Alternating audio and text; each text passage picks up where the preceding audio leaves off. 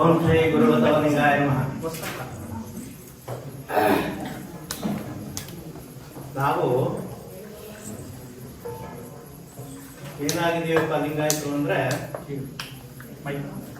ತುಂಬಾ ಸ್ವಲ್ಪ ಮೌಢ್ಯವನ್ನ ಜಾಸ್ತಿ ಬೆಳೆಸ್ಕೊಂಡಿದೀವಿ. ಆ ಮೌಢ್ಯ ನಮ್ಗೆ ಅರ್ಥ ಆಗ್ತಾ ಇಲ್ಲ, ಆ ರೀತಿ ಆಗ್ತಾ ಇದೆ. ಯಾಕಪ್ಪ ಆ ರೀತಿ ಆಗ್ತಾ ಇದೆ ಅಂದ್ರೆ ಲಿಂಗಾಯತ ಧರ್ಮವನ್ನ ನಾವು ಯಾರು ಪ್ರಚಾರ ಮಾಡ್ತಾ ಇಲ್ಲ ಕರೆಕ್ಟ್ ಆಗಿ, ಸ್ವಾಮೀಜಿಗಳಂತೂ ಹೇಳ್ಕೊಡ್ತಾ ಇಲ್ಲ. ಹಂಗಾಗಿ ಈಗ ಒಂದು ಧ್ವಜವನ್ನ ಹಾಕಿದ್ವಲ್ಲ, ಇದು ನಮ್ಮ ಲಿಂಗಾಯತ ಧರ್ಮದ ಧ್ವಜ, ಷಷ್ಠಲ ಧ್ವಜ ಅಂತ ಕರೀತಾರೆ. ಈ ಧ್ವಜವನ್ನ ಯಾರಪ್ಪ ನಮ್ಮ ಧರ್ಮಕ್ಕೆ ಕೈಪಾಲಿಸ್ತವರು, ಇದು ಲಿಂಗಾಯತ ಧರ್ಮದ ಧ್ವಜ ಅಂತ ಹೇಳಿ ಷಷ್ಠಲ ಜ್ಞಾನಿ ಚೆನ್ನಬಸವಣ್ಣ, ಬಸವಣ್ಣವರ ಅಕ್ಕನ ಮಗ. ಹಂಗಾಗಿ ನಾವು ನಮ್ಮ ಧರ್ಮ ಧ್ವಜವನ್ನ ಷಷ್ಠಲ ಧ್ವಜ, ಅಷ್ಟಾವರಣ, ಪಂಚಾಚಾರ ಇವುಗಳನ್ನು ತಿಳ್ಕೊಂಡಿರ್ಬೇಕು. ಮೊದಲನೇದಾಗಿ ಬಸವಣ್ಣವರಿಗೆ 1155ನೇ ಇಸ್ವಿ ಜನವರಿ 14ನೇ ತಾರೀಕು ನಮ್ಮ ಲಿಂಗಾಯತ ಧರ್ಮ ಅವರ ಮನಸ್ಸಲ್ಲಿ ಹುಟ್ಟಿತು. ಅವ್ರು ಏನ್ ಮಾಡಿದ್ರು ಅಂದ್ರೆ ಇಷ್ಟಲಿಂಗ ಅಂದ್ರೆ ಪ್ರಕೃತಿಯನ್ನ ಇಷ್ಟಲಿಂಗವಾಗಿ, ನಮ್ಮನ್ನೇ ನಾವು ದೇವರು, ನಾವು ಪ್ರಾಣ ಇರೋದ್ರಿಂದ ಓಡಾಡ್ತಾ ಇದೀವಿ ಅಲ್ವಾ, ಪ್ರಾಣ ಹೋದ್ರೆ ಏನಾಗುತ್ತೆ, ಶವ ಹೋಗ್ತೀವಿ. ಹಂಗಾಗಿ ನಾವೇ ದೇವರು, ಬೇರೆ ಕಡೆ ದೇವರಿಲ್ಲ. ನಾವು ನಮ್ಮ ಮುಖವನ್ನ ನೋಡ್ಕೊಳಕ್ಕೆ ಯಾಕೆ ಕರಡಿಯನ್ನು ಉಪಯೋಗಿಸ್ತೀವೋ, ನಮ್ಮನ್ನ ನಾವು ಪೂಜೆ ಮಾಡ್ಕೊಳಕ್ಕೆ ಇಷ್ಟಲಿಂಗವನ್ನ ಉಪಯೋಗಿಸಿ. ಅದು ವೈಜ್ಞಾನಿಕತೆಯಿಂದ ಕೂಡಿರ್ತಕ್ಕಂಥ ಲಿಂಗ. ಪ್ರಕೃತಿಯಲ್ಲಿ ಸಿಗ್ತಕ್ಕಂಥ 14 ರೀತಿ ಸಸ್ಯಗಳ ಒಂದು ಇದನ್ನ ತೆಗೆದು ಲಿಂಗವನ್ನ ಮಾಡಿರ್ತಾರೆ. ಹಾಗಾಗಿ ಆ ಲಿಂಗವನ್ನ ನಾವು ದಿನಾಲು ಒಂದು 10 ನಿಮಿಷ ತದೇಕ ಚಿತ್ತದಿಂದ ಮನಸ್ಸನ್ನ ಇಲ್ಲೇ ಇರಬೇಕು. ಮನಸ್ಸೆಲ್ಲ ಇರೋದು ನಾವು ಇದನ್ನ ಗಮನಿಸೋದಾಗ ಮಾಡಿದ್ರಾಗಲ್ಲ. ಇದನ್ನೇ ಗಮನಿಸೋದಾದ್ರೆ ಕರೆಕ್ಟ್ ಆಗಿ ನಮ್ಗೆ ಕಣ್ಣಿಗೆ ಪೊರೆ ಬರೋದಿಲ್ಲ. ಯಾವಾಗಿನಿಂದ 8ನೇ ವಯಸ್ಸಿನಿಂದ ಮಾಡ್ಬೇಕು ಈ ಕೆಲಸನ. ಈ ಕೆಲಸನ ನಮ್ಮ ಇಂಡಿಯಾದಲ್ಲಿ ಇರ್ತಕ್ಕಂಥ 8 ಧರ್ಮಗಳು ಅವರವರ ಧರ್ಮಕ್ಕೆ ಕರೆಕ್ಟ್ ಆಗಿ 8ರಿಂದ 12ನೇ ವಯಸ್ಸಿಗೆ ಮಕ್ಕಳನ್ನಾಗ್ಲಿ ಸೇರಿಸ್ಕೊಂಡ್ಬಿಡ್ತಾರೆ. ಕರೆಕ್ಟ್ ಆಗಿ ಧರ್ಮ ದೀಕ್ಷೆ ಕೊಟ್ಬಿಡ್ತಾರೆ. ಬ್ರಾಹ್ಮಣರು ಅಷ್ಟೇ ಜನಿವಾರ ಹಾಕ್ಬಿಡ್ತಾರೆ, 3ನೇ ಜನಿವಾರ. ಮುಸ್ಲಿಮ್ಸ್ ಅಷ್ಟೇ ಅವ್ರಿಗೆ ಮುಂಜಿಯನ್ನು ಮಾಡ್ತಾರೆ. ನಮ್ಮಲ್ಲಿ ಏನ್ ಮಾಡ್ತೀವಿ, ನಮ್ಮವ್ರಿಗೆ ಗೊತ್ತೇ ಇಲ್ಲ 8ರಿಂದ 12 ವರ್ಷದೊಳಗಡೆ ಲಿಂಗಧಾರಣೆಯನ್ನ ಮಾಡಿಸ್ಬೇಕು ಅನ್ನೋದೇ ಗೊತ್ತಿಲ್ಲ. ಬ್ರಾಹ್ಮಣ್ಸು ಜನಿವಾರ ಹಾಕ್ಬೇಕಾದ್ರೆ ನಾವು ಸಿಂಪಲ್ ಆಗಿ ಮದುವೆ ಖರ್ಚು ಮಾಡ್ತೀವಲ್ಲ, ದುಡ್ಡು ಖರ್ಚು ಮಾಡ್ತಾರೆ. ಅದಕ್ಕೆ ಮಹತ್ವ ನೋಡಿ ಹೆಂಗಿದೆ. ಅದೇ ಮುಸ್ಲಿಮ್ಸ್ ಏನ್ ಮಾಡ್ತಾರೆ, ಗಂಡಸರಿಗೆ ಮಾತ್ರ ಎಲ್ಲರೂ ದೀಕ್ಷೆ ಕೊಡೋದು. ಧರ್ಮ ದೀಕ್ಷೆಯನ್ನು ಕೊಡೋದು ಯಾರಿಗೆ, ಗಂಡಸರಿಗೆ ಮಾತ್ರ ಕೊಡೋದು. ಅದಕ್ಕೋಸ್ಕರನೇ ಬಸವಣ್ಣವರು ತಮ್ಮ 12ನೇ ವಯಸ್ಸಿನಲ್ಲಿ ಬರೀ ಗಂಡಸರಿಗೆ ಕೊಡ್ತಕ್ಕಂತ ಈ ಧರ್ಮದಲ್ಲಿ ನಾನು ಇರಲ್ಲ ಅಂತ ಹೇಳಿ ಅವರು ಹೊರಬರ್ತಾರೆ. ನಮ್ಮ ಅಕ್ಕ ನಾಗಮ್ಮನಿಗೆ ಯಾಕೆ ಜನಿವಾರ ಹಾಕಲ್ಲ ನೀವು? ಅವರು ಶುದ್ಧ ಶೈವದಲ್ಲಿ ಬ್ರಾಹ್ಮಣರಾಗಿ ಹುಟ್ಟಿದ್ದವರು. ಶೈವ ಅಂತಂದ್ರೆ ವಿಭೂತಿ ಧಾರಣೆಯ ಬ್ರಾಹ್ಮಣರು ಅಂತ ಅದ್ರ ಅರ್ಥ. ಹಂಗಾಗಿ ನಮ್ಮ ಅಕ್ಕನಿಗೆ ಹಾಕಿ ಜನಿವಾರ, ಇಲ್ಲೇ ಹೋದ್ರೆ ನನಗೂ ಬೇಡ ಅಂತಂದ್ಬಿಟ್ಟು ಹೊರಬಂದು, ನಾನು ಪ್ರಪಂಚದಲ್ಲಿ ಎಲ್ಲರಿಗೂ ಸರಳವಾದಂತಹ ಧರ್ಮವನ್ನು ಕೊಡಬೇಕು ಅಂತೇಳಿ ವೇದ, ಆಗಮ, ಪುರಾಣ ಎಲ್ಲವನ್ನು ಅವರ 21ನೇ ವಯಸ್ಸವರೆಗೂ ಸ್ಟಡಿ ಮಾಡ್ತಾರೆ. ಮಾಡಿ ಅವರ ಒಂದು ಕೂಡಲ ಸಂಗಮದಲ್ಲಿ ತದೇಕ ಚಿತ್ತದಿಂದ ಕೂತಿರ್ಬೇಕಾದ್ರೆ ಅವರ ಮನಸ್ಸು ಹೊಡೆದದ್ದು ಇಷ್ಟಲಿಂಗ. ಅದಕ್ಕೆ ಹಂಗಾಗಿ ನಮ್ಮ ಧರ್ಮಕ್ಕೆ ಏನಂತ ಹೆಸರು, ಲಿಂಗಾಯತ ಧರ್ಮ. ನಾವೇನು ಲಿಂಗಾಯತ ಧರ್ಮ. ನಾವ್ಯಾರು ವೀರಶೈವರಲ್ಲ. ಅದನ್ನ ಮೊದಲು ಚೆನ್ನಾಗಿ ಮನದಟ್ಟು ಮಾಡ್ಕೋಬೇಕು ನಾವು. ನೋಡಿ, ಇಲ್ಲೊಂದು ಪೇಪರ್ ಕೊಟ್ಟಿದೀವಲ್ಲ ನಿಮ್ಗೆ, ಇದು ಸೆನ್ಸಸ್ 2027 ಮಾರ್ಚ್ 1ನೇ ತಾರೀಕಿನಿಂದ ಕೇಂದ್ರ ಸರ್ಕಾರದವರು ಸೆನ್ಸಸ್ ಮಾಡ್ತಾರೆ. ಆ ಕೇಂದ್ರ ಸರ್ಕಾರ ಸೆನ್ಸಸ್ ಅಲ್ಲಿ ನಾವೇನಂತ ಬರ್ಸ್ಬೇಕು, ಲಿಂಗಾಯತರು. ಆ ಸೆನ್ಸಸ್ ಕಾಲಮ್ ಅಲ್ಲಿ 2 ಕಾಲಮ್ ಇರ್ತವೆ. ಮೊದಲನೇದು ಇತರೆ ಕಾಲಂ, 5ನೇ ಕಾಲಮ್ಮು ಇನ್ನೊಂದು ಜಾತಿ ಅಥವಾ ಪಂಗಡ ಅಂತ ಇರುತ್ತೆ. ಹಂಗಾಗಿ ನಾವು ಎರಡೂ ಕಾಲಂನಲ್ಲೂ ಲಿಂಗಾಯತರೆ, ಯಾಕಂದ್ರೆ ನಾವು ಪಕ್ಕ ಲಿಂಗಾಯತರು. ನಮ್ಮಲ್ಲಿ ಲಿಂಗಾಯತ ಆಚಾರಗಳು ಇದ್ದಾರೆ, ಲಿಂಗಾಯತ ಆರಾಧ್ಯರುಗಳು ಇದ್ದಾರೆ. ಹಂಗಾಗಿ ಸರ್ಕಾರ ಗುರುತಿಸಿರೋ ಪ್ರಕಾರವಾಗಿ 102 ಪಂಗಡಗಳು ಬಸವಣ್ಣವರ ತಳದಲ್ಲಿ, ಅಂದ್ರೆ ಲಿಂಗಾಯತ ಧರ್ಮದ ಒಳಜಾತಿಗಳು 102 ಪಂಗಡಗಳಿವೆ. ನಾವು ಮಾತ್ರ ಪಕ್ಕ ನಾವೇನ್ ಬಳಸ್ಬೇಕು, ಎರಡೂ ಕಾಲಂದು ಲಿಂಗಾಯತ. ಬೇರೆಯವರು ಈಗ ಲಿಂಗಾಯತ ಆಚಾರ ನಾನು ಉದಾಹರಣೆ, ಲಿಂಗಾಯತ ಆಚಾರ ಸಹ ಇತರೆ ಕಾಲಂಲಿ ಲಿಂಗಾಯತ ಧರ್ಮ ಅಂತ ಬರೆಸ್ಬೇಕು. ಆಮೇಲೆ ಪಂಗಡದ ಕಾಲಮು ಅಥವಾ ಜಾತಿ ಕಾಲಂ ಇರುತ್ತೆ, ಅಲ್ಲಿ ಅವರು ವಿಶ್ವಕರ್ಮನ, ಹೊರಗೆಸ್ತಾಚಾರ್ಯನ, ತಿರ್ಗೆಸ್ತಾಚಾರ್ಯನ ಏನೋ ಬರ್ಸ್ಕೋಬಹುದು. ಈ ಆರಾಧ್ಯರುಗಳು ಅಷ್ಟೇ, ಅವರು ಸಹ ಬಸವಣ್ಣವರ ಸಪ್ತಶೀಲಗಳನ್ನ ಒಪ್ಪಿ, ಬಸವಣ್ಣವರ ಅಷ್ಟಾವರಣ ಶಸ್ತ್ರ ಪಂಚಾಚಾರಗಳನ್ನ ಒಪ್ಪಿ ಇದು ಸರಳವಾದ ಧರ್ಮ ಅಂತೇಳಿ ಎಲ್ಲರೂ ಸಹ ಬಸವಣ್ಣವರ ಧರ್ಮಕ್ಕೆ ಬಂದು ತರ್ಜಮೆ ಆಗ್ತಾರೆ. ಹಂಗಾಗಿ ಅವರು ಸಹ ಮೊದಲನೇ ಕಾಲಂನಲ್ಲಿ ಲಿಂಗಾಯತ, 5ನೇ ಕಾಲಮಲ್ಲಿ ಅವರು ಯಾವ ಪಂಗಡಕ್ಕೆ ಸೇರ್ತಾರೆ ಆ ಪಂಗಡವನ್ನ ಬರ್ಸ್ಕೋಬೇಕು. ಪಂಚಪೀಠ ಅಂತ ಇದೆ, ಗೊತ್ತಾ ನಿಮ್ಗೆ ಏನಾದ್ರು? ಪಂಚಪೀಠಗಳು ಅಂತ ಇದೆ ಭಾರತದಲ್ಲಿ, ಅದು ವೀರಶೈವರ ಪೀಠಗಳು. ಅದನ್ನ ತಿಳ್ಕೋಬೇಕು. ಎಲ್ಲವನ್ನು ನಾವು ತಿಳ್ಕೋಬೇಕು ಅಂದ್ರೆ ಒಂದಷ್ಟು ಪೇಪರ್ಗಳು ಓದ್ಬೇಕು, ಇಲ್ಲ ಅಂತಂದ್ರೆ ಲೈಬ್ರರಿ ಕಡೆ ಹೋಗ್ಬೇಕು, ಪುಸ್ತಕಗಳನ್ನ ಓದ್ಬೇಕು. ನಾವೇನ್ ಮಾಡ್ತಾ ಇದೀವಿ, ದೇವಸ್ಥಾನಗಳಿಗೆ ಹೋಗ್ತಾ ಇದೀವಿ, ಅದರಿಂದ ಯಾವುದೇ ಜ್ಞಾನ ನಮಗ್ ಬರಲ್ಲ, ಮೌಢ್ಯತೆ ಜಾಸ್ತಿ ಆಗುತ್ತೆ. ದೇವಸ್ಥಾನದ ಕಡೆ ಹೋದ್ರೆ ನಾವೇನಿದ್ರು ಲೈಬ್ರರಿ ಅಂದ್ರೆ ವಚನಗಳು, ಯಾರ್ಯಾರು ಏನೇನು ಓದ್ಬೇಕೋ ಅದನ್ನ ಓದಿದಾಗ ಮಾತ್ರ ಅವರ ಜ್ಞಾನ ಜಾಸ್ತಿ ಆಗುತ್ತೆ. ನಮ್ಮ ಲಿಂಗಾಯತರುಗಳಿಗೆ ವಚನಗಳು ಏನು, ಲಿಂಗಾಯತ ಧರ್ಮ ಗ್ರಂಥ ವಚನಗಳು.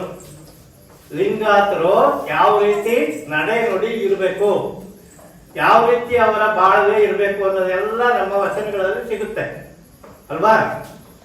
ಧರ್ಮದಲ್ಲಿ ಈಗ ಹೇಳಿದ್ರು ಇವರು ಏನಂತ, ತಂದೆ ನೀನು, ತಾಯಿ ನೀನು, ಬಂಧು ನೀನು, ಬಳಗ ನೀನು, ನೀನಲ್ಲದೆ ಮತ್ತಾರು ಇಲ್ಲವಯ್ಯ, ಕೂಡಲ ಸಂಗಮ ದೇವ, ಹಾಲಲ್ಲದ್ದು ನೀರಲ್ಲದ್ದು. ನಮ್ಮ ಧರ್ಮ ಏನು, ಹಾಲು ಅಲ್ಲ ನೀರು ಅಲ್ಲ, ಇನ್ನೇನು ನಮ್ಮ ಧರ್ಮ ನಮ್ಮ ಎದೆಯಲ್ಲಿ ನಮ್ಮ ಪ್ರಾಣ ಇದೆಯಲ್ಲ ಅದೇ ನಮ್ಮ ಧರ್ಮ, ಅದೇ ನಮ್ಮ ದೇವರು. ಬೇರೆಲ್ಲೂ ಹೋಗಿ ದೇವ್ರು ಕಾಣ್ಬೇಕಾಗಿಲ್ಲ ಅಂತ ಬಸವಣ್ಣವರು ಹೇಳ್ತಾರೆ. ಹಂಗಾಗಿ ಈ ಪಂಚಪೀಠಗಳು, ಯಾರು ಪಂಚಪೀಠದ ಭಕ್ತರುಗಳಿದ್ದಾರೆ ನಮ್ಮಲ್ಲಿ ಕರ್ನಾಟಕದಲ್ಲಿ ಬಾಳೆಹೊನ್ನೂರಲ್ಲಿ ಒಂದು ಪೀಠ ಇದೆ. ಅದಕ್ಕೆ ನಮ್ಮಲ್ಲಿರ್ತಕ್ಕಂಥ ಲಿಂಗಾಯತ ಶೆಟ್ಟರುಗಳೆಲ್ಲ ಭಕ್ತರುಗಳು, ಅವರು ವೀರಶೈವ. ವೀರಶೈವ ಅನ್ನೋದು 102 ಪಂಗಡದಲ್ಲಿ ಎಷ್ಟೇದು 38ನೇ ಪಂಗಡ. ಅವ್ರೇನ್ ಬರ್ಸ್ಬೇಕು, ಬೇರೆಗಡೆ ಲಿಂಗಾಯತ ಧರ್ಮ ಅಂತ ಬರ್ಸಿ 5ನೇ ಪಂಗಡ ಅಥವಾ ಜಾತಿ ಕಾಲಮಲ್ಲಿ ವೀರಶೈವ ಅಂತ ಬರ್ಸ್ಕೋಬೇಕು. ಅವ್ರೇನ್ ಮಾಡಿದ್ರು ಅಂದ್ರೆ, ಯಾಕೆ ವೀರಶೈವ ಇದರಲ್ಲಿ ಜೊತೆಗೆ ಸೇರ್ಕತ್ತು ಅಂತಂದ್ರೆ 2002ನೇ ಇಸ್ವಿನಲ್ಲಿ, ಈಗ 23 ವರ್ಷಗಳ ಹಿಂದೆ ಸರ್ಕಾರದಲ್ಲಿ ಯಾರಿದ್ರು, ಎಂ ಪಿ ಪ್ರಕಾಶ್ ಅವರು ಕಂದಾಯ ಸಚಿವರಾಗಿದ್ರು. ಅವ್ರು ಏನ್ ಮಾಡಿದ್ರಪ್ಪ ಅಂತಂದ್ರೆ, ವೀರಶೈವದ ಜೊತೆ ಲಿಂಗಾಯತ ಇದ್ದರೆ ಮಾತ್ರ ಗೌರವ ಜಾಸ್ತಿ ಸಿಗುತ್ತೆ, ಇಲ್ಲ ಅಂದ್ರೆ ವೀರಶೈವಕ್ಕೆ ಗೌರವ ಇಲ್ಲ ಅಂತ ಹೇಳಿ ಅವರೆಲ್ಲ ಮನ್ಸು ಮಾಡಲಿ. ಏನ್ ಮಾಡಿದ್ರು, ಕಂದಾಯ ಸಚಿವ ತಾನೆ, ಎಲ್ಲಾ ಕಂದಾಯ ತಾಲೂಕ್ ಆಫೀಸ್ಗಳಿಗೂ ಬರವಣಿಗೆ ಕೊಟ್ಬಿಟ್ರು. ವೀರಶೈವ ಯಾರು ಕ್ಯಾಸ್ಟ್ ಸರ್ಟಿಫಿಕೇಟ್ ಕೇಳ್ತಾರೆ ಅವರಿಗೆ ವೀರಶೈವ ಲಿಂಗಾಯತ ಅಂತ ಕೊಟ್ಬಿಡಿ, ಸಿಸ್ಟಮ್ ಅಂತ ಸೇರಿಸ್ಬಿಡ್ತಾರೆ. ಆದ್ರೆ ವೀರಶೈವ ಅನ್ನೋ ಪದ ಕೇಂದ್ರ ಸರ್ಕಾರದಲ್ಲಿ ಇಲ್ಲ. ನೀವೇನಾದ್ರೂ IAS IPS ಮಾಡ್ಕೊಂಡು ಕೇಂದ್ರ ಸರ್ಕಾರದ ಕೆಲಸಗಳಿಗೆ ಹೋಗ್ಬೇಕು ಅಂದ್ರೆ ವೀರಶೈವ ಲಿಂಗಾಯತ ಅನ್ನೋ ಸರ್ಟಿಫಿಕೇಟ್ ಕೊಟ್ಟರೆ ನೀವೆಷ್ಟೇ 100 ತಗೊಂಡು ಪಾಸ್ ಆಗಿದ್ರು ನಿಮಗೆ ಕೆಲಸ ಸಿಗಲ್ಲ. ಏನಿದ್ರು ಲಿಂಗಾಯತ ಅನ್ನೋ ಮಾತ್ರ ಸರ್ಟಿಫಿಕೇಟ್ ಇರ್ಬೇಕು ನಮ್ಗೆ.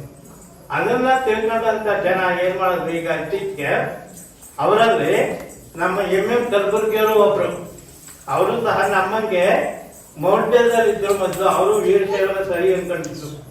ಅವರು ಲಿಂಗಾಯತ ಧರ್ಮದ ಚಿಂತಕರು ಅಂತ ಹೇಳಿದ್ರೆ ತಪ್ಪಾಗಲ್ಲ.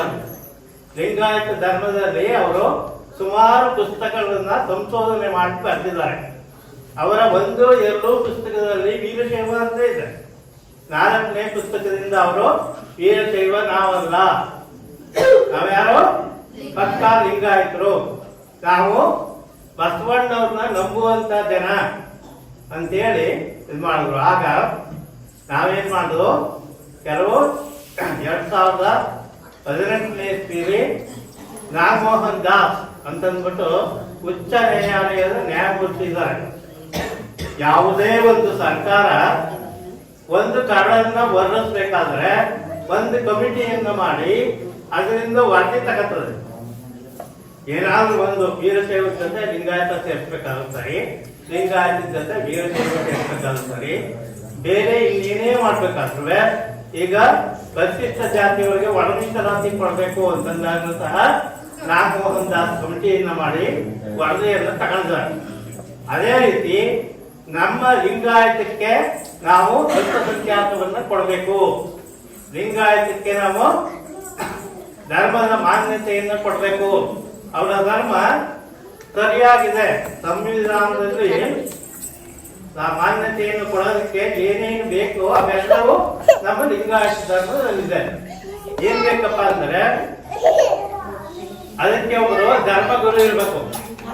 ಲಿಂಗಾಯತಕ್ಕೆ ಬಸವಣ್ಣವರು ಧರ್ಮಗುರು ಇದ್ದಾರೆ ಅಲ್ವಾ, ಅವರ ತಂದೆ ತಾಯಿ ಇದ್ದಾರೆ, ನಮ್ಮಂಗೆ ಗಂಟಿದ್ದಾರೆ ಅಲ್ವಾ.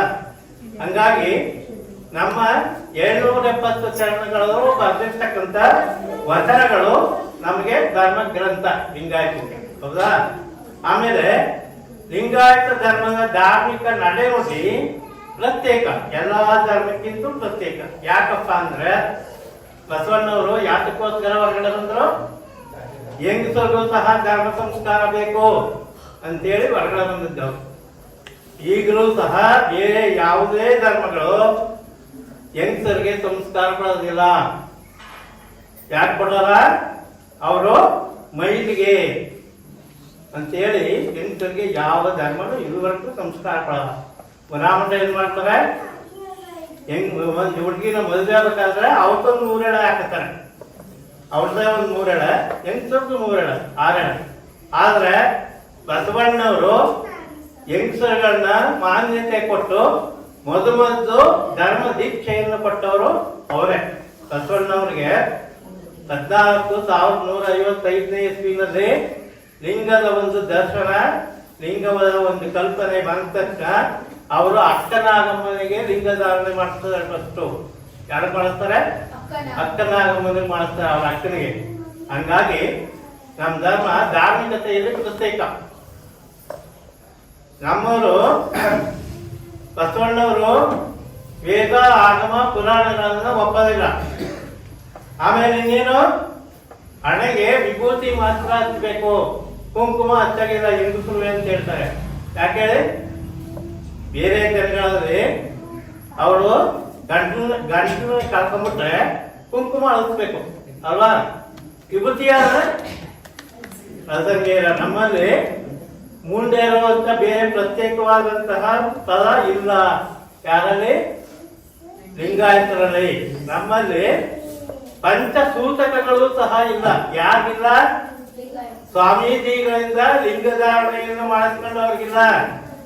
ಲಿಂಗಧಾರಣೆ ಇಲ್ಲದ ಸುಮ್ಮನೆ ಇದ್ರೆ ಹೆಂಗಸರಿಗೂ ಸೂಕ್ತ ಇದೆ, ಗಂಡಸರಿಗೂ ಸೂಕ್ತ ಇದೆ. ಅದನ್ನ ಅರ್ಥ ಮಾಡ್ಕೋಬೇಕು ನಾವು. ಮೊದಲನೇದಾಗಿ ನಮ್ಮ ಜೊತೆಯಲ್ಲಿ ನಾವು ಸತ್ತಾಗಿ ಬರುವಂತದ್ದು ಯಾವ ದೇವರು, ಇಷ್ಟಲಿಂಗ. ಅದನ್ನ ನಿಮ್ಮ ಕೈಯಲ್ಲಿ ಇಡಿಸ್ತಾರೆ ಅಥವಾ ಬಾಯಲ್ಲಿ ಹಾಕ್ತಾರೆ. ಅದನ್ನ ಧಾರಣೆ ಮಾಡೋದು ಯಾವಾಗ, ಲಿಂಗಾಯತ ಧರ್ಮದಲ್ಲಿ ಪಾಪು ಹೊಟ್ಟೆ ಬರ್ತಾರ 8ನೇ ತಿಂಗಳಿಗೆ ಆ ಮಗುನ, ಆ ಹೆಣ್ಮಗುನ ಅವ್ರ ತಂದೆ ಮನೆಗೆ ಕಳಿಸ್ತೀವಲ್ಲ, ಆವಾಗಲೇ ಆ ಕಾರ್ಯಕ್ರಮ ಪ್ರಾರಂಭ ಆಗಬೇಕು.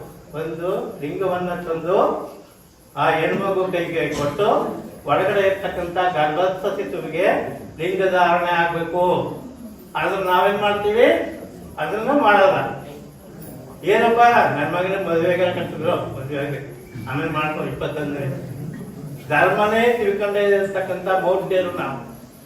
ಆದ್ರೆ ಬೇರೆಯವರು ಧರ್ಮಕ್ಕೋಸ್ಕರ ಬಹಳ ದುಡ್ಡನ್ನು ಖರ್ಚು ಮಾಡ್ತಾರೆ. ಒಂದ್ ಕಡೆಗೆ ತಗೊಂಡು ಒಂದ್ ಲಿಂಗ ತಗೊಳಕ್ಕಾಗಲ್ಲ ನಮ್ಗೆ. ಬಸವಣ್ಣವರು ನಮ್ಮ ಆತ್ಮ ನಮ್ಮ ಎಡಗೈ ಹೆಬ್ಬೆರಳು ಉರಿತಾ ಇರ್ತಾರೆ ಎಡಗಡೆ. ಈ ಟೈಪು PUC ಇವೆಲ್ಲ ಬರ್ತವೆ, ಉರಿತಾ ಇರ್ತದೆ. ಹಂಗೋಗಿ ನಮ್ಮ ಲಿಂಗ ಹೆಂಗಿರ್ಬೇಕಪ್ಪ ಅಂದ್ರೆ ನಮ್ಮ ಎಡಗೈ ಹೆಬ್ಬೆಟ್ಟಿಗಿಂತ ದಪ್ಪನಾಗಿರ್ಬೇಕು. ಸುಮ್ಮನೆ ಇಲ್ಲಪ್ಪ ನಗಳಲ್ಲ. ಏನಪ್ಪ ಅಂದ್ರೆ ಲಿಂಗಾಯತರು ಕುರುಬು, ಲಿಂಗಾಯತರನ್ನ ಸಾಕ್ಷಿಗೆ ಇರಲಿ ಅಂತ. ಆದ್ರೆ ನಾವು ಸರಿಯಾಗಿ ಮಾಡ್ತಾ ಇಲ್ಲ. ಹಂಗಾಗಿ ಈಗ ನಾನು ಹೇಳ್ತಿದ್ದೆ ಪಂಚಪೀಠಗಳ ಬಗ್ಗೆ ಹೇಳ್ತಿದ್ದಾರಲ್ವಾ. ಪಂಚಪೀಠಗಳು ಗೊತ್ತಾಗ್ತಾರ. ಪಂಚಪೀಠದ ಭಕ್ತರು ಯಾರಿದ್ದಾರೆ ಅವರು ಬಸವಣ್ಣವ್ರನ್ನ ಒಪ್ಪಲ್ಲ. ಅವ್ರೇನಿದ್ರು ರೇಣುಕಾಚಾರ್ಯರು ಅಂತ ಅವರ ಸ್ವಾಮೀಜಿ ಇದಾರಂತೆ. ಅವ್ರೇನ್ ಬಂದ್ರು ಕೊಲ್ಲಿಪಾಕಿ, ಆಂಧ್ರದ ಕೊಲ್ಲಿಪಾಕಿಲಿ ಲಿಂಗದಲ್ಲಿ ಉದ್ಭವ ಮೂರ್ತಿ. ಇದು ಸತ್ಯನಾ? ಇದು ವೈಜ್ಞಾನಿಕನ? ಅವನ್ನ ಯೋಚನೆ ಮಾಡ್ಬೇಕು ನಾವು. ಅದನ್ನ ಸರ್ಕಾರ ಯೋಚನೆ ಮಾಡುತ್ತೆ. ಅವರು ಅಖಿಲ ಭಾರತ ವೀರಶೈವ ಮಹಾಸಭೆಯವರು ನಮಗೆ ಸಾಂವಿಧಾನಿಕ ಮಾನ್ಯತೆ ಕೊಡಿ ಅಂತ ಹೋದ್ರೆ ಮೊದಲನೇದಾಗಿ ಸಂವಿಧಾನದಲ್ಲಿ ಏನಿದೆ ಅದ್ರ ಪ್ರಕಾರವಾಗಿ ನಿನ್ ಧರ್ಮ ಇದೆಯಾ ಕೇಳಪ್ಪ ಅಂತಂದ್ಬಿಟ್ಟು ಕೇಳ್ತಾರ. ಅವರು ಕೇಳಿದಾಗ ನಮ್ಮ ವೀರಪ್ಪ ಮೊಹಿಲಿಯವರು ಕಾನೂನು ಸಚಿವರಾಗಿದ್ದರು, ಗೊತ್ತಿರ್ಬೇಕು ನಿಮ್ಗೆ, ಕೇಂದ್ರದಲ್ಲಿ. ಅವಾಗ ಒಂದ್ ಬ್ಯಾಟ್ ಹೋಗಿತ್ತು ಎಲ್ಲಿಂದ, ಕರ್ನಾಟಕದಿಂದ. ಪಂಚಪೀಠದ ಬುದ್ಧಿಯವರು ಹೋದ್ರು, ಜೊತೆಗೆ ಒಂದಷ್ಟು ಜನ ಹಿಂಬಾಲಕರು ಹೋದ್ರು. ಅಲ್ಲಿ ಹೇಳಿ ನಿಮ್ ಧರ್ಮಕ್ಕೆ ಮಾನ್ಯತೆ ನಾನು ಕೊಡ್ತೀನಿ, ಕರ್ನಾಟಕಕ್ಕೆ ನಾನು ಅನುಕೂಲ ಮಾಡ್ಬೇಕು ಅಂತ ಹೇಳಿ ಅವರು ವೀರಪ್ಪ ಮೊಹಿಲಿಯವರು ಕೇಳ್ತಾರೆ. ಇವ್ರು ಓದೋರು ಏನೇನ್ಬೇಕಿತ್ತು, ಧರ್ಮಗುರು ಬಸವಣ್ಣ ಅಂತ ಹೇಳ್ಬೇಕಿತ್ತಲ್ವಾ. ಆಗ್ಲೇ ಸಿಕ್ಕಾಬಿಡ್ತಿರ್ತ ನನ್ಗೆ ಯಾವ ನಾಗಮೋಹನ್ ದಾಸ್ ಬಳಸಿದ್ರು ಬೇಕಾಗಿರ್ಲಿಲ್ಲ. ಇವ್ರೇನ್ ಮಾಡಿದ್ರು, ಧರ್ಮಗುರು ರೇಣುಕಾಚಾರ್ಯರು. ಆಯ್ತಪ್ಪ, ರೇಣುಕಾಚಾರ್ಯರು ಸರಿ.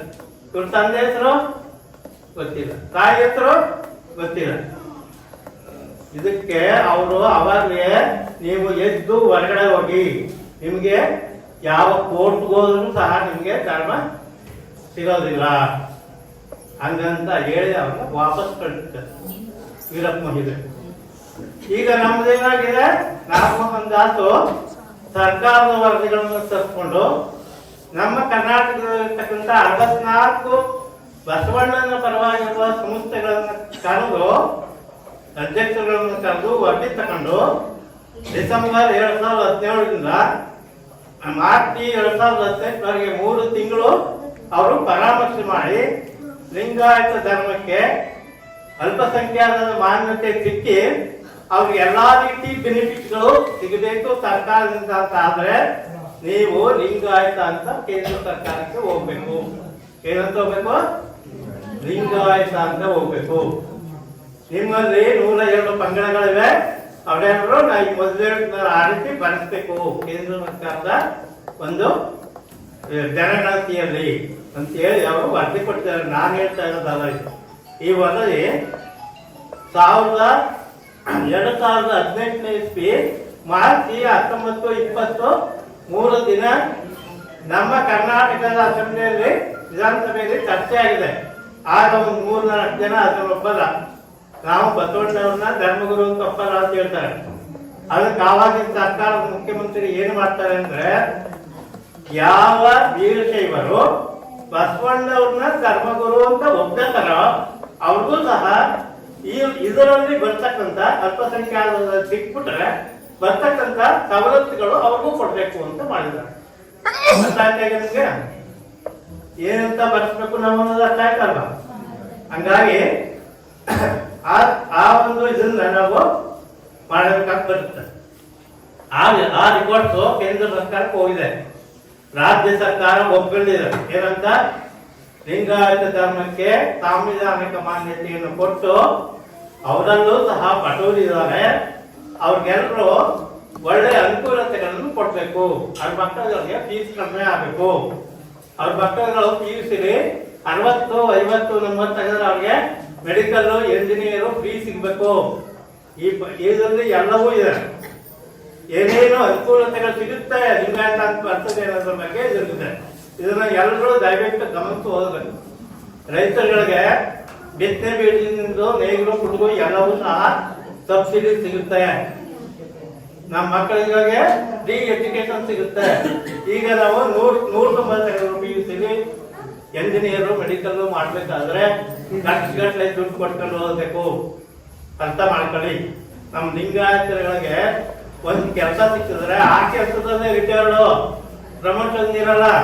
ಪ್ರಮೋಷನ್ ಬೇಕಾ, ನೀವು ಲಿಂಗಾಯತ ಅಂತ ಬರ್ತೀವಿ. ನಿಮ್ಮ ಮಕ್ಕಳಿಗೆ ಫೀಸ್ ಕಡಿಮೆ ಆಗ್ಬೇಕಾ, ನೀವು ಲಿಂಗಾಯತ ಅಂತ ಬರ್ತೀವಿ. ಹಂಗಾಗಿ ಲಿಂಗಾಯತ ಅನ್ನೋದು ನಮ್ದು ಪಕ್ಕಾ ಧರ್ಮ. ಜಾತಿ ಅಲ್ಲ ನಮ್ದು, ನಮ್ದೇನು ಧರ್ಮ, ಲಿಂಗಾಯತ ಧರ್ಮ.